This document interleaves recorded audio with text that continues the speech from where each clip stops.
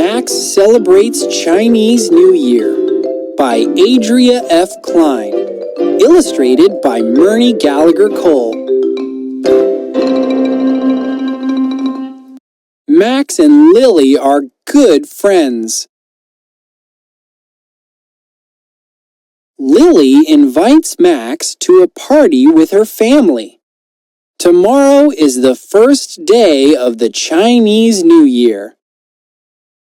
Lily is very excited. She tells Max that the Chinese New Year is like the New Year's Day he celebrates.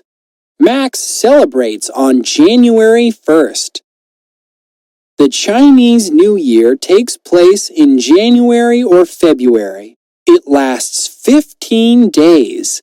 Lily's family celebrates each day in special ways.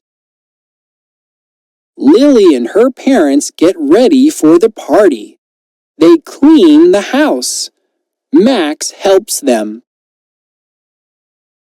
Lily and Max put a red cloth on the dinner table. Red is for good luck.